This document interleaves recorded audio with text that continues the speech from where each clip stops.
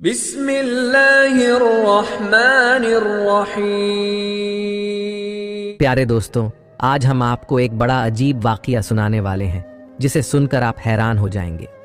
वह वाक़िया एक ऐसे मियाँ बीवी का है जो कि अल्लाह ताला की बाबरकत सरजमीन पर यानी मक्का मदीना उम्राह करने के लिए गए थे और वह दोनों वहाँ जाकर एक अजीब शक्ल वाला जानवर बना दिए गए। आखिर अल्लाह ताला के बाबरकत और पुरअज़मत घर में उन्होंने ऐसा क्या काम किया कि अल्लाह ताला ने उन दोनों को ऐसी अजीब सज़ा दी जो कि बहुत सख्त थी। पूरे वाक़िया को सुनकर आपकी आंखें तर हो जाएंगी। आप इस वाक़िया से एक सबक सीख सकते हैं और ऐसा उसी वक्त मुमकिन है जबकि आप इस वाक़िया को मुकम्मल सुनेंगे और समझेंगे, इसलिए आखिर तक ज़रूर देखिएगा। चलिए अब मैं वाक़िया को शुरू करता हूँ। पाकिस्तान के एक इलाके में एक घर था जिसमें दीनदार लोग रहते थे, यानी माँ बाप और एक बेटा रहते थे। माँ बाप बहुत ही नेक और तकवा वाले थे। बाप एक मस्जिद का इमाम था और कुछ दिनों से मस्जिद के इमाम साहब लोगों को उम्राह और हज कैसे करना चाहिए उसके बारे में बता रहे थे। इसीलिए वह ईशा की नमाज के बाद देर से घर आते थे। उनकी बीवी भी नमाज पाबंद के साथ पढ़ती थी। पूरे मोहल्ला के लोग उनको बहुत अदब से पुकारते थे और वह नेक औरत दूसरी औरतों को हज और उम्राह के बारे में बताया करती थी। मोहल्ले के बच्चे भी उनसे दीन की तालीम हासिल करते थे। दोनों मियाँ बीवी ने अपनी ज़िंदगी की शुरुआत उम्राह और हज के बाद किया था, क्योंकि उनका कहना था कि शादी करते ही हमारे घर वालों ने कहा था कि आप लोग उम्राह और हज करके आएं। उनका पूरा ख़ानदान बहुत ही दीनदार था। जब भी वह अपने किसी बच्चे की शादी करते तो उनको सबसे पहले बाबरकत सर ज़मीन और पुरअज़मत बैतुल्लाह शरीफ की ज़ियारत करवाते। यह उनके ख़ानदान का एक रिवाज बन चुका था। अब उनका बेटा भी जवान हो चुका था और बहुत खूबसूरत भी था, मगर बहुत ज़्यादा आज़ाद ख्याल का था। अपने माँ बाप के कहने पर कभी कभी नमाज तो पढ़ लेता, मगर अपने माँ बाप जैसा नेक और परहेजगार नहीं था। वह हर वक्त अपने दोस्तों के साथ घूमता फिरता रहता था। ना तो वह अपने बाप का कोई कारोबार संभाल रहा था और ना ही वह खुद कुछ करता था। हालांकि माँ बाप ने उसकी परवरिश बहुत अच्छे तरीके से की थी। बचपन में तो वह नमाज भी पढ़ता, कुरान भी पढ़ता और अल्लाह ताला की इबादत भी करता रहता था। लेकिन वह जैसे जैसे बड़ा होता गया, बुरे दोस्तों के साथ रह रहकर आहिस्ता आहिस्ता उसने बचपन की सारी आदतें छोड़ दी। न नमाज की पाबंदी करता, न कुरान पढ़ता। वह रात को देर से घर आना शुरू कर दिया था। उसकी हरकतों की वजह से उसके माँ बाप बहुत ज़्यादा परेशान थे। एक दिन मोहल्ले की एक औरत उनके घर में आई और इधर उधर देख रही थी। तो जब उसकी माँ ने उस औरत को देखा तो चाय का पूछा। वह कहने लगी कि मैं कुछ खाने पीने के लिए नहीं आई हूँ, बल्कि मैं आपसे कुछ कहना चाहती हूँ, लेकिन कुछ कह नहीं पा रही थी, क्योंकि पूरे इलाके लोग जानता थे कि इस घर के लोग बहुत ही दीनदार हैं। उनका पूरा ख़ानदान बहुत ही नेक और परहेजगार है। इसलिए वह औरत कुछ कहने से घबरा रही थी। फिर उस लड़के की माँ ने कहा कि बहन, आपको जो कुछ कहना है घबराए बगैर कह दो। फिर वह औरत हिम्मत करके कहने लगी कि मुझे आपके बेटे के बारे में कुछ कहना है। बेटे के नाम से वह नेक औरत उस औरत को देखने लगी और कहने लगी कि आप क्या कहना चाहती हैं, कहिए, क्या मेरे बेटे ने आपसे कुछ कहा है? वह औरत कहने लगी, मुझे तो कुछ नहीं कहा, मगर वह अपने दोस्तों के साथ मिलकर कुछ अजीब हरकतें करता है। देखिए, मैं जानती हूँ कि आपका बेटा बहुत नेक है। आपका ख़ानदान तो अपनी ज़िंदगी हज उम्राह करके और बैतुल्लाह शरीफ की ज़ियारत करके शुरू करता है, मगर आपके बेटे के दोस्त अच्छे नहीं हैं। वह उनके साथ मिलकर इलाके के कुछ लोगों को बहुत परेशान करता है। वह नेक औरत कहने लगी कि बहन, उसने क्या परेशान किया है? औरत कहने लगी कि बहुत दिनों से वह अपने दोस्तों के साथ मिलकर जिन घर की लड़कियां जवान हैं उनके घर में पत्थर फेंकते हैं। कभी उनकी लड़कियों को आते जाते देखकर बेकार की बातें करते हैं। आज तो उन्होंने इंतहा कर दी। एक लड़की अपने कॉलेज जा रही थी, उनकी चादर ही खींच ली। फिर उस लड़की ने आपके बेटे के चेहरे पर एक थप्पड़ भी मारा। आप अपने बेटे से कह दीजिए कि ऐसे बुरे दोस्तों के साथ ना घूमा करें। इतना कहकर वह औरत चली गई और वह नेक औरत गुमसुम बैठी दरवाजे को देखती रही। फिर मगरिब की अजान होने लगी तो मगरिब की नमाज से फारिग होने के बाद जब उसके शौहर घर आए और शाम का खाना खाने लगे तो उसकी बीवी कहने लगी कि देखिए, हमारा बेटा अब बड़ा हो गया है, हमें उसकी शादी करनी चाहिए।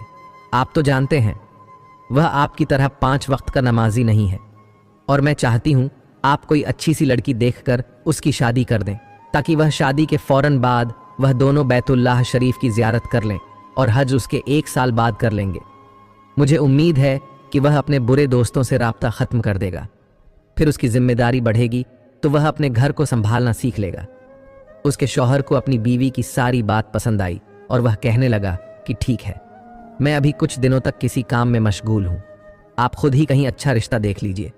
फिर उसकी बीवी ने किसी रिश्ते वाले को बोला कि आप मेरे बेटे के लिए किसी जगह रिश्ता करवाएं, लड़की खूबसूरत हो, दीनदार हो, कुरान शरीफ पढ़ना जानती हो, तुम जितने पैसे लोगे मैं तुम्हें दूंगी, बस रिश्ता अच्छा होना चाहिए।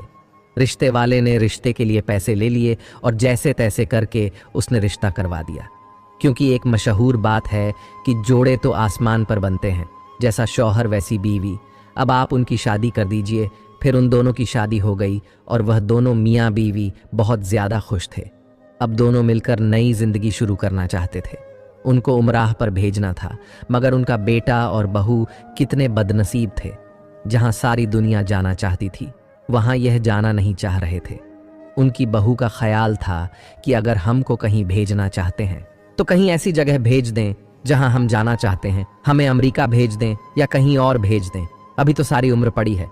फिर कभी उस बरकत सरजमीन पर जाकर बैतुल्लाह शरीफ की ज़ियारत करेंगे। मगर उनके बेटे को यह बात मालूम थी कि मेरे ख़ानदान का जो रिवाज है कि शादी के फ़ौरन बाद हमें खाना काबा की ज़ियारत करना होता है। उसके बाद जब उनकी माँ ने मुस्कुराते हुए अपने बच्चों के कमरे में 2 टिकटें लेकर गईं और कहने लगी कि बेटा, आप दोनों बहुत खुशकिस्मत हो, आपको अल्लाह ताला ने उम्राह करने की तौफीक दी है, और जब हमारी भी शादी हुई थी तो हमें भी सबसे पहले हज करने की खुश नसीबी हासिल हुई, और आप दोनों को भी उम्राह करने की सादत हासिल हो रही है। नहीं तो अक्सर हमारे ख़ानदान वाले पहले हज करते हैं, लेकिन अगर अल्लाह ने चाहा तो कुछ महीने बाद आप दोनों हज पर भी चले जाएंगे। आप लोग अपने सामान की पैकिंग कर लीजिए। वह दोनों मियाँ बीवी अपना सामान लिए एयरपोर्ट पर पहुंच चुके थे। जहाज़ पर सवार हुए। जितने भी उस जहाज़ में उम्राह करने वाले सवार थे, सब के सब हाथों में तस्बीह लिए पढ़ रहे थे। कुछ के हाथों में कुरान पाक है और कुछ लोग अल्लाह का जिक्र कर रहे थे, और यह दोनों मियाँ बीवी जोर जोर से हंस हंस कर बातें कर रहे थे। उस जहाज में सभी उम्राह करने वाले सवार थे, मगर अफसोस की बात यह थी कि वह दोनों मियाँ बीवी तस्बीह हाथ में लेकर दरूद पाक पढ़ने के बजाय दोनों कभी हंसते कभी उल्टी सीधी हरकतें करते। सब लोग उनको अजीब नज़रों से देख रहे थे, मगर वह दोनों अपने आप में झूम रहे थे। उनको किसी की कोई परवाह नहीं थी। जहाज जद्दा के एयरपोर्ट पर लैंड हो गया। सभी सवारी एयरपोर्ट पर उतर गए। वह दोनों मियाँ बीवी भी एयरपोर्ट से बाहर आकर वहां से होटल पहुंचे तो वहां पर भी सब लोग उनसे बहुत ज्यादा परेशान थे। उधर लोगों का कहना था कि उन दोनों मियाँ बीवी की हरकतें और बातें बहुत अजीब थीं। वह दोनों बातें तो अपने कमरे में करते थे, मगर उनकी आवाज़ें दूसरे कमरों तक पहुंचती थीं। वह दोनों अपने कमरे में भी मस्ती मजाक किया करते थे और जोर जोर से हंसते थे। इसी वजह से सारे होटल के लोग उन दोनों से बहुत ज्यादा परेशान हो चुके थे। होटल के आसपास के लोगों का कहना था कि वह दोनों बहुत ज्यादा बदतमीज और बद अखलाक हैं। लोगों का कहना यह भी था कि उसकी बीवी तो पर्दे में ही रहती थी, मगर पर्दे में भी वह बेपर्दा लग रही थी। वह लिबास भी इस तरह का पहने हुई थी जिसे देखकर ऐसा लग ही नहीं रहा था कि वह उम्राह करने के लिए आई हुई है, और निकाब भी ऐसा पहन रखी थी जो बहुत चुस्त था, जिसका पहनना और ना पहनना बराबर मालूम हो रहा था। आज के ज़माने की बहुत सारी लड़कियां बेहया हो चुकी हैं जो ऐसे ही चुस्त कपड़ा पहनती हैं जिससे जिस्म का हर हिस्सा जाहिर होता रहता है। अल्लाह ताला हमारी बहनों की हर तरह की बेहयाई से हिफाजत फरमाए। हर कोई उन दोनों को मुड़ मुड़ कर देखता, क्योंकि उन दोनों ने फैशन के साथ साथ बेशर्मी की हद पार कर दी थी। वह दोनों होटल से लेकर हरम शरीफ के अंदर तक ऐसी बातें करते आ रहे थे जो तन्हाई में की जाती हैं। वहाँ के सभी लोग उन दोनों से परेशान हो रहे थे, और वह दोनों एक दूसरे के साथ जोर जोर से बातें करते और हंसते हुए जा रहे थे और अजीब किस्म की शरारतें कर रहे थे। हरम शरीफ के अंदर उस लड़की की आवाज़ इस कदर तेज़ थी कि लोग बहुत मुश्किल से अपना गुस्सा शांत कर रहे थे। फिर सब पलटकर उन दोनों मियाँ बीवी को देखने लगे। उन दोनों में थोड़ा भी हया बाकी नहीं थी। उस वक्त दोनों हरम शरीफ के अंदर थे। उसके बावजूद इस तरह की हरकतें करते फिर रहे थे और उनके दिल में ज़रा भी ख्याल नहीं था। वह कैसी पुरअज़मत जगह पर हैं, बैतुल्लाह शरीफ के पास। वह ऐसी हरकतें कर रहे थे। पूरे उम्राह के दौरान यही हरकतें थीं। एक मर्तबा तो जिस काफिले के साथ वह आए थे, उन्होंने उन दोनों को समझाना भी चाहा कि अगर आप पहली मर्तबा उम्राह पर आए हैं तो आपको यहाँ के कानून के बारे में जानकारी होनी चाहिए। आखिर आप लोग मुसलमान हैं। हरम शरीफ का एहतराम करना तो हम सब पर लाजिम और फ़र्ज़ है। आप दोनों इस तरह हंस रहे हैं, बातें कर रहे हैं जैसे आप लोग कहीं घूमने गए हों। उस शख्स की बातें उन दोनों को इस कदर गुस्सा दिला रही थी जैसे कोई आग लकड़ी को जलाती है। वह दोनों उस शख्स के साथ बदतमीज़ी करने लगे और झगड़ने लगे। उस लड़की का शौहर समझाने वाले शख्स का गिरेबान पकड़कर कहने लगा, आखिर तुम होते कौन हो? तुम्हें हक ही क्या है कि तुम हमें समझा रहे हो? क्या हमने तुमसे कहा था कि हमें नसीहत करो? हम अपना अच्छा या बुरा समझते हैं। पहले खुद को तो देख लो। तुम कौन सा किसी मस्जिद के इमाम हो जाओ, जाकर पहले अपने खुद के गुनाह माफ़ करवा लो, फिर दूसरों के बारे सोचना तुम्हारे लिए बेहतर यही है कि यहाँ से चले जाओ। वह दोनों मियाँ बीवी ऐसी बातें करके हर किसी को चुप करवा दिया करते थे। उस शख्स के जाने के बाद वह दोनों हाथ पर हाथ मारकर हंसने लगे। अब लोग उनकी हरकतों की वजह से चुप रहते थे। यहाँ आकर ना तो उन लोगों ने नमाज पढ़ी, ना ही किसी किस्म की कोई ज़ियारत में दिलचस्पी ले रहे थे। बस ऐसा महसूस हो रहा था कि ज़बरदस्ती उनके घर वालों ने उनको भेज दिया है। दरअसल उन दोनों मियाँ बीवी को उम्राह पर आने का इरादा ही नहीं था। वह लोग तो लंदन जाना चाह रहे थे। घर वालों के प्रेशर में आकर वह उम्राह करने के लिए आ गए थे। मगर अफसोस की बात यह थी कि वह दोनों मियाँ बीवी मुसलमान होकर भी ऐसी हरकतें करते थे। वह भी उम्राह पर आने के बाद उनके आसपास के लोग बहुत परेशान दिखाई दे रहे थे। फिर उन दोनों के साथ ऐसा वाक़या पेश आया जिसने उन दोनों की ज़िंदगी ही बदल दी। उन्होंने तो कभी ख्वाब में भी नहीं देखा था कि उनके साथ ऐसा भी हो सकता है। यह दोनों अभी भी बस दौलत को ही सब कुछ जानते थे। फिर उनके साथ जो हुआ उसे देखकर लोगों की चीखें खुली की खुली रह गईं। फिर एक दिन ऐसा हुआ कि मौसम बहुत ज़्यादा खुशगवार था। उम्राह करने वाले सुबह सुबह तवाफ़ करने के लिए निकल गए, क्योंकि वह लोग चाह रहे थे कि आज मौसम बहुत ज़्यादा खूबसूरत है तो हम लोग ज़्यादा से ज़्यादा निकी के काम करेंगे। और वह दोनों सुबह सुबह होटल से टहलते हुए हरम शरीफ की तरफ आ रहे थे। वह आपस में कह रहे थे कि आज हम आखिरी बार हरम शरीफ जा रहे हैं, फिर हम घूमने के लिए निकल जाएंगे। वह लड़की अपने शौहर से कहने लगी कि आपके घर वाले भी बहुत अजीब हैं। शादी के फ़ौरन बाद उन्होंने हमको ज़बरदस्ती इधर भेज दिया। तो उसका शौहर कहने लगा, मैं तो सिर्फ अपने ख़ानदान के रिवाज पर अमल कर रहा हूँ, नहीं तो मैं भी यहाँ नहीं आना चाहता था।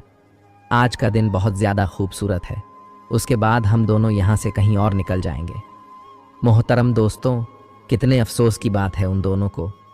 ख़ानदान के इस रिवाज पर खुश होना चाहिए, क्योंकि कितने ऐसे लोग हैं जो इस चीज़ के लिए तड़प रहे हैं और इस जगह की ज़ियारत से महरूम हैं।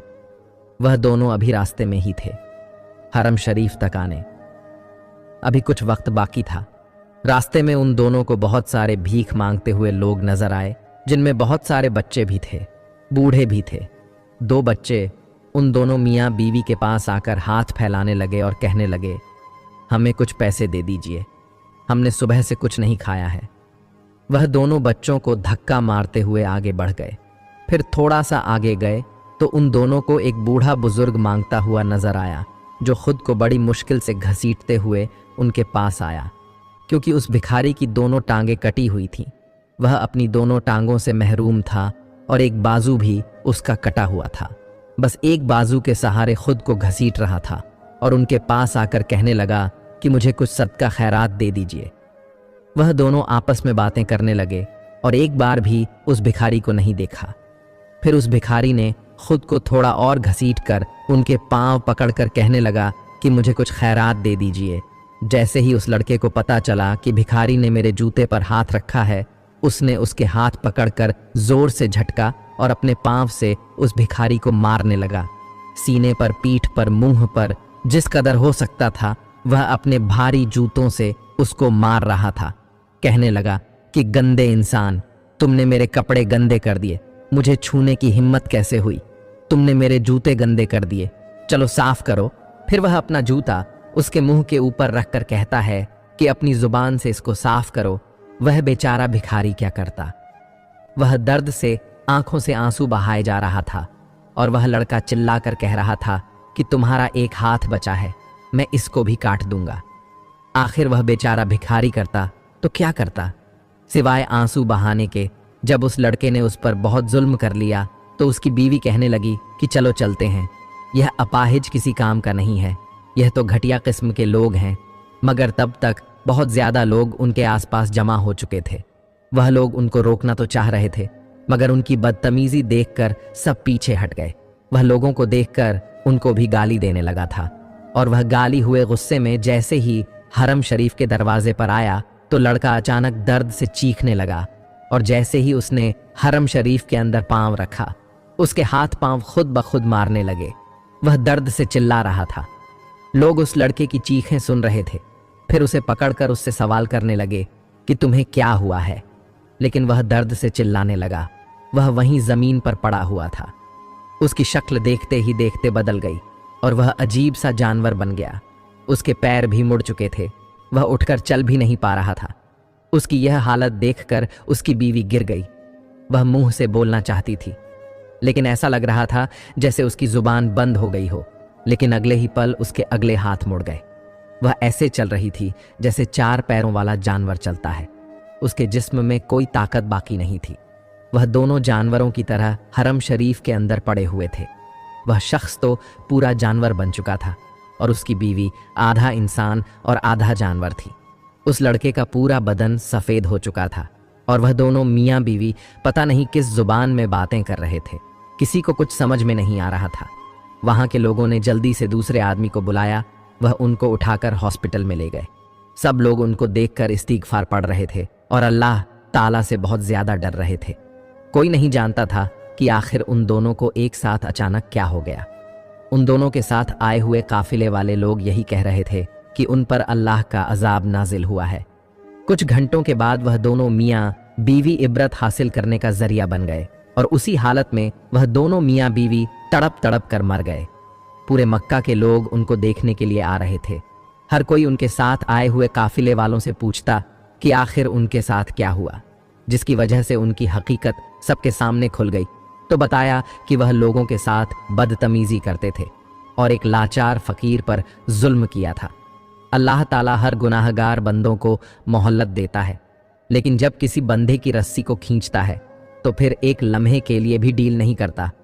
सब उमराह करने वाले लोगों में और पूरे मक्के में यह बात बहुत तेजी से फैल चुकी थी और लोग उनको देखकर अपने कानों को पकड़कर तौबा और इस्तिगफार कर रहे थे। मोहतरम दोस्तों, आपको पूरे वाकया से मालूम हो गया होगा कि जुल्म करने वालों का अंजाम कैसा होता है। और दूसरी बात यह कि अल्लाह ताला जिन लोगों के लिए हज और उमराह पर जाने के असबाब मुहैया करता है वह बहुत ही खुशकिस्मत होते हैं, क्योंकि जो इंसान यह समझता है कि कोई भी खूब पैसे कमाकर अल्लाह ताला की बाबरकत सर जमीन का दीदार कर सकता है, तो यह उसकी बहुत बड़ी भूल है। क्योंकि अल्लाह ताला चाहे तो बहुत गरीब शख्स को भी अपने बाबरकत बैतुल्लाह शरीफ की ज़ियारत करवा दे, और ऐसा करना अल्लाह ताला के लिए बहुत आसान है।